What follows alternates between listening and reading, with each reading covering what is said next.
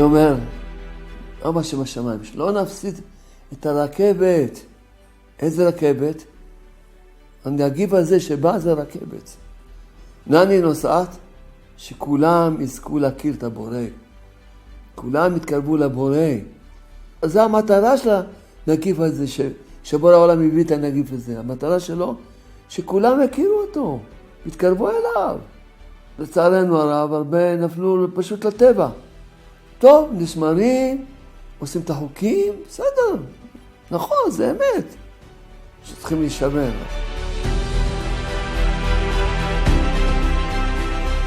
אדם צריך לדעת, השמירה היחידה, מקום הפתוח היחידי, זה להיות בידיים של בורא העולם. להיות בידיים של בורא העולם זה פירושו לחיות את האמונה. זה השמירה היחידה. לכן האריז"ל אומר שמי שיש לו אמונה, שום מגפה לא תיגע בו, שום נגיף לא ייגע בו. ככה הוא כותב בפירוש. האמונה זה פירושו אתה בידיים של בורא העולם. אתה בידיים הטובות של האבא שאוהב אותך. והאבא ששומר עליך. זה הדבר היחידי שהוא בטוח. אבל צריכים להבין שיש בורא לעולם. הוא הביא את זה. בשביל מה? מה המטרה?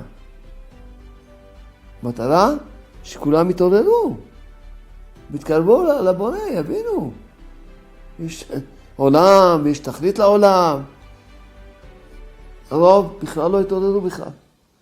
זהו. עולם כמנהגו נוהג, מאוד יש לי צער מזה.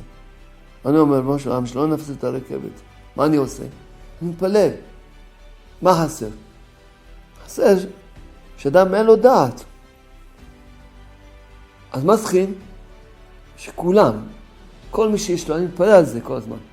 כל מי שיש לו אחד מהספרים, או החוברות, או הסרטים, הסרטונים, שמלמדים את האמונה, להפיץ אותם. שכולם, אני אומר, בוא לעולם, הרי הלב שכולם בידיים שלך. תעורר את כולם, תעורר את הלב של כולם, שכולם יבינו, תעוררת מאיזה ספר, מאיזה דיסק, מאיזה חוברת, משהו, תפיץ את זה. תעוררת מסרטון, תפיץ את זה. מה צריך? כולם מתפלל על זה. וכל אחד ודאי שיתחיל להפיץ. כי עובדה, זה עובדה. זה עובדה. אתה מקבל משהו? מקבל דעת? תעורר. שתעוררו. תעשו. תפיצו.